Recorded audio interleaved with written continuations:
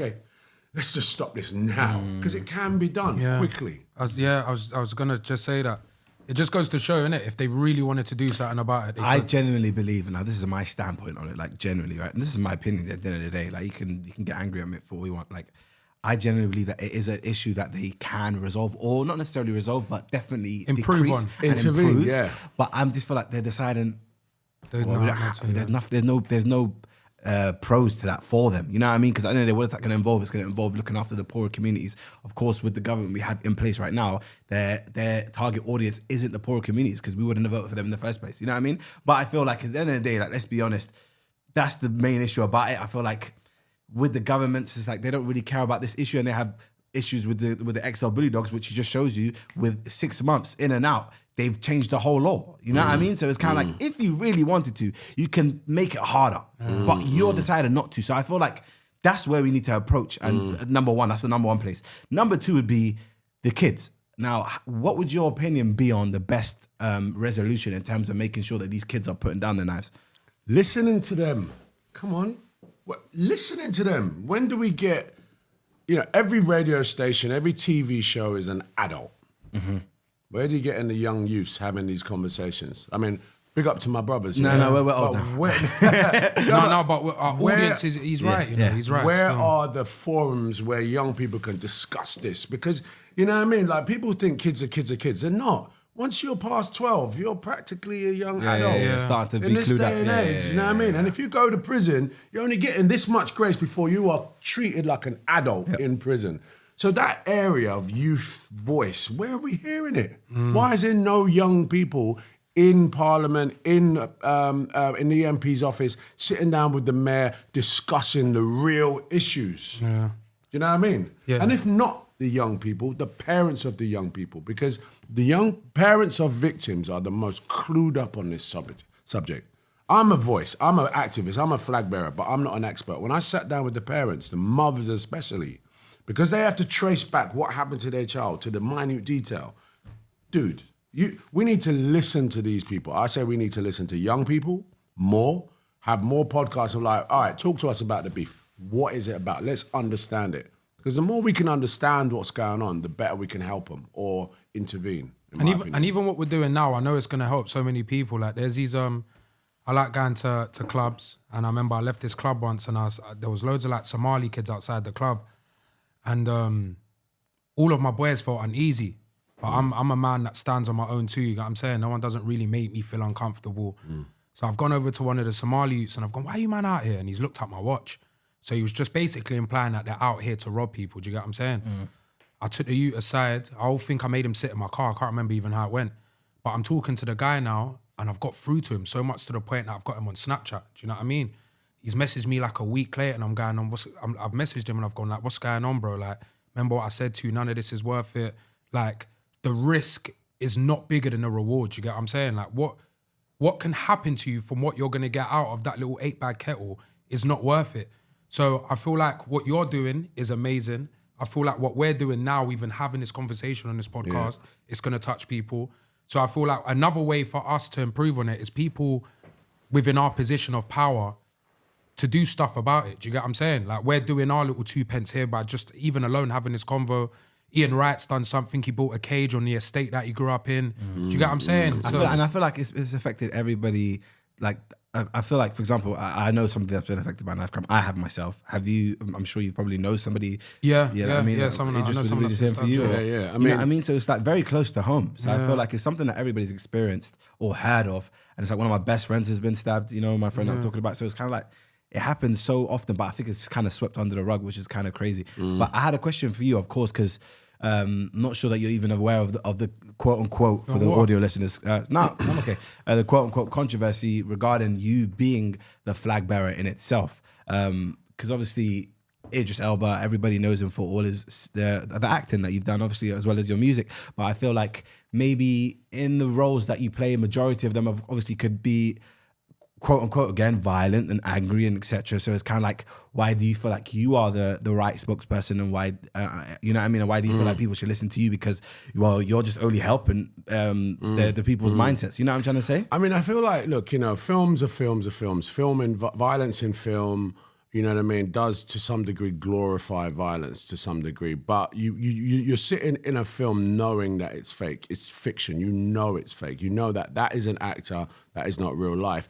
You know, it's kind of like, let's say superheroes is probably the biggest genre currently, right? It makes the most money, but you don't see people running around with capes, you know, or jumping off thingy. You know what I mean? You know, and audiences know that there's a reality that I can take with me, and there's definitely some I can't.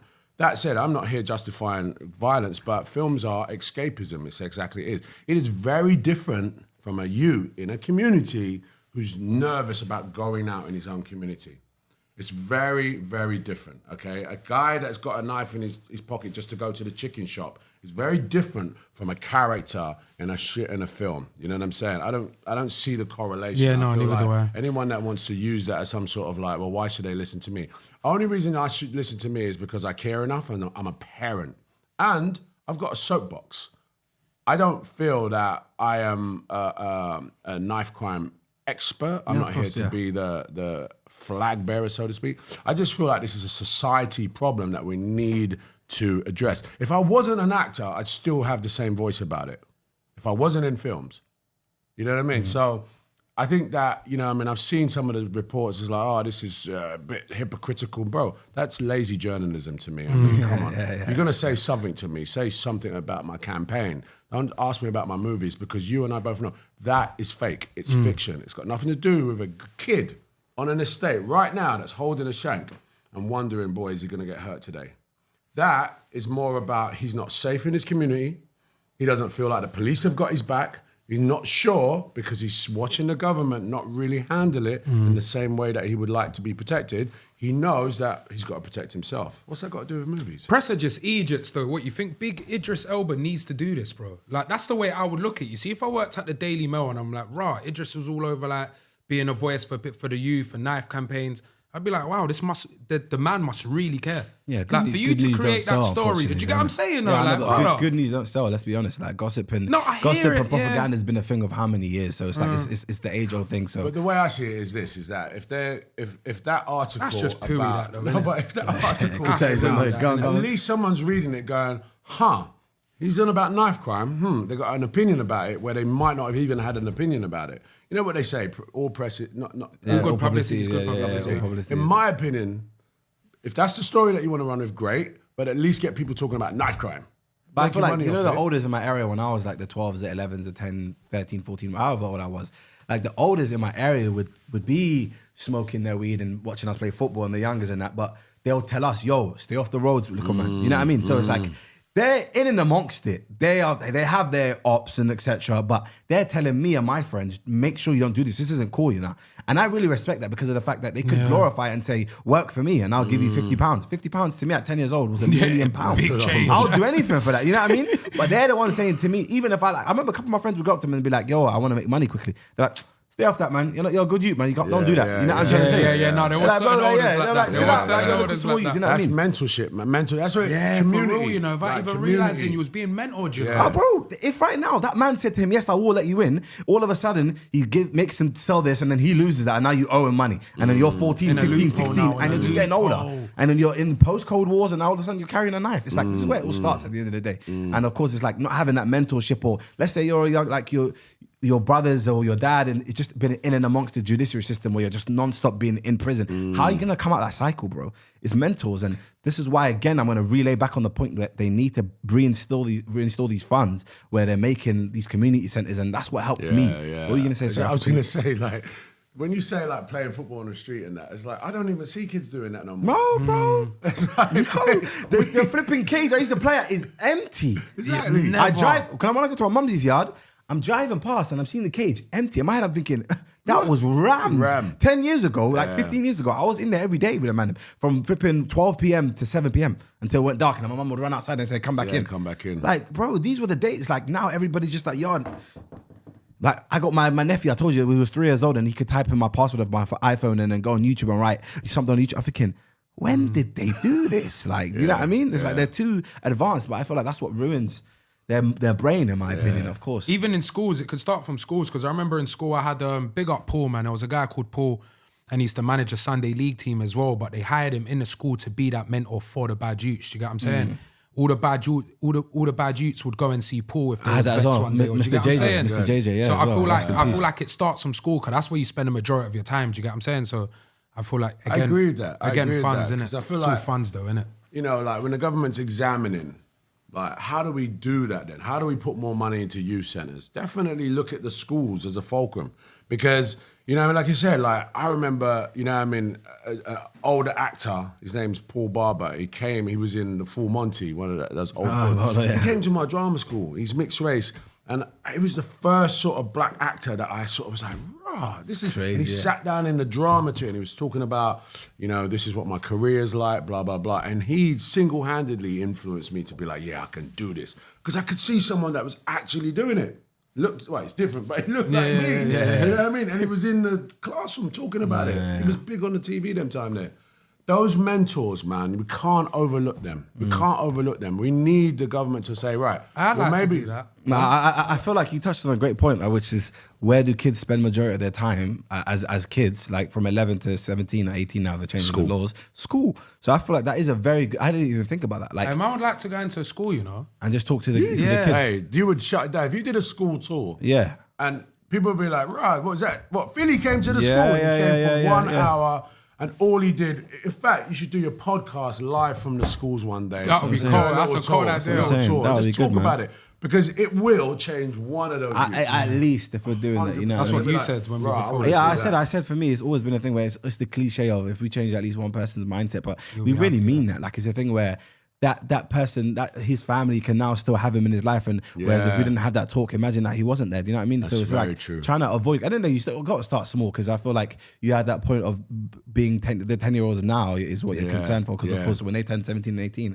hopefully that's Exactly. the thing that changes their. Yeah, I mean, like this is it's a marathon, not a sprint, right? It's gonna take time. So I'm trying to, you know what I mean? Like there's a 10, 11-year-old right now that's like literally got that fork in the road.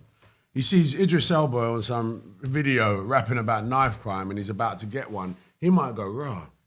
Then before you know it, he's down a rabbit hole looking at stories about kids that have gone to jail, how ugly it is in jail for kids. And he's going, you know what? Maybe I won't This do is that. long, yeah. Maybe I'll go and play in the cage and play football for half a day. If I win one of those kids, that's the point here. God You get me? willing, we've had an impact on a young person watching this right now, man. That would be amazing. One thing I want to ask you is portraying these characters. How do you get into that role? Like, is there any type of motivation from your upbringing or like seeing people around you? Is it like how do you get into that bag? I mean, listen. I mean, I think you know, playing Stringer Bell especially, right, is a drug dealer and someone that was trying to get off the streets. You know what I mean? Like, I grew up in Dalston, which is super trendy, but back then Dalston weren't trendy. It was a front line, you know what I mean, where people come and got their weed, got their little thing or whatever. But the drug dealers, them times there, were business people. They weren't, you know what I mean? They were nice guys. It's like, yo, what, Leroy, you good, man? It wasn't like, yo, shady and da-da-da-da-da. These drug dealers had charisma, and they were always side hustling this little bag doing something else.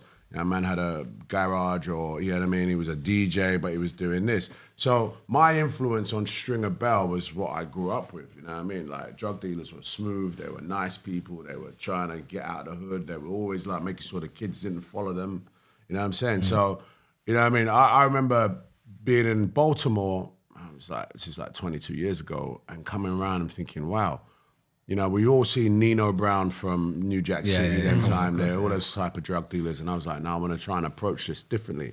I want to try and approach this like the suits and smile gangsters that I grew up in London. And that's where it came from. But actually, the real Stringer Bell is a real gentleman who, you know, he's an actual businessman. And he was part of that time period in Baltimore, DC, where they were pushing a lot of weight. And he was a businessman. He got out. And he's not dead. He got out, did his thing. But, you know what I mean, I had a real person as an influence as well, but it just reminded me of my youth, like the people in East London that were just different. You know what I mean, driving around in Beamers and just being nice people. They weren't gangsters, if you get what I mean. Just wanted their money. So for you, what are the next, like, what are the first steps in order to try and like minimize the numbers and try to get these knives off these streets. And like, what are you going to tell people right now that there's somebody at home? Of course, there's loads of kids at home that know their ops, that know the people they have beef with. Therefore, they don't want. The problem I have is the people that just carry a knife knowing that nobody has a problem with them. Like, just ifs and whats and maybes. You know, that's the problem. That's come on now. You need to be smarter than that. But I feel like people like that kid from the video, which knows he has people that want to stab him constantly. How are you now going to tell him to drop that knife? That's very important for me. I know. I mean, it's very difficult. I really feel like, first of all, you know, the stages on me is for government intervention to just take knives out of the commerce. So when no one's making money, no one's selling, no one's buying them, okay? Let's just deal with that problem first, okay? The layered problem, secondly, of communities and how we intervene with young people. For me, young people need to understand what the consequences of their actions might be. You get me? Like, if you end up in the back of an ambulance with a stab wound and you're dying, bleeding out because someone left you on the pavement for a long time and didn't know what to do, you need to think about that while you're carrying this knife.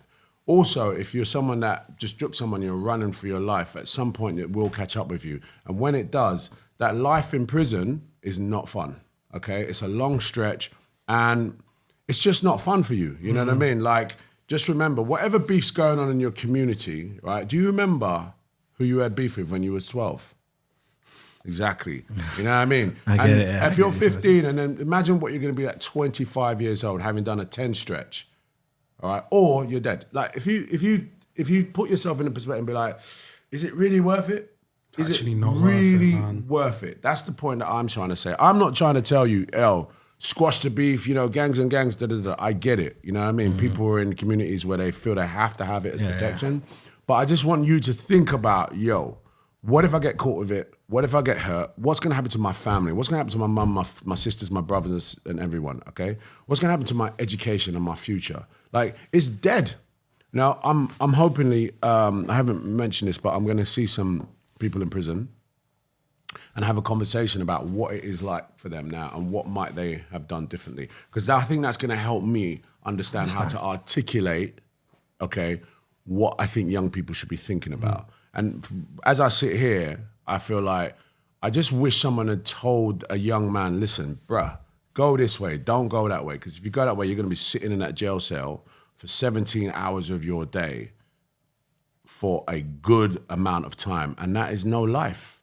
And I just wish that, and I don't want to be that person that's like, oh, you need to do this or do that. I just want to shed light on the opportunities or the opportunities for change. You know what I mean? And have you been on the grounds in terms of like removing knives from particular areas and have you done this type of stuff? Big up to Farron. Farron, who's it's got Faz Amnesty, who's a young man that Gets rid of the knives. Yeah, I know. Literally goes to neighborhoods, picks up knives of people that want to get rid of them. I went on a run with him one time. It was in North London. And it was, man, I got so much respect for Farron. He does not have to do it. He does not get funding from the government. And anytime he goes to the police with these knives, he gets questioned about it. It's like, rah, where'd you get these, da-da-da-da. Like, he's putting himself on the line. You know what I mean? God. But big up to him. No, big up to him. When I went, it was interesting because I didn't meet the person because they didn't want to meet me. They knew I was there. It was like, big up Idris, but I don't want to be on camera. I don't want to be there, da-da-da-da-da. So I stayed away. But Farron came back and he's like, yo, man, the guy is just scared. He just wants to get rid of it. He doesn't want it in his life. And he was a little bit older now, so he's just like, man, this is going to get me into trouble. Yeah. And he doesn't know what to do with it. He doesn't know what to do with the knife.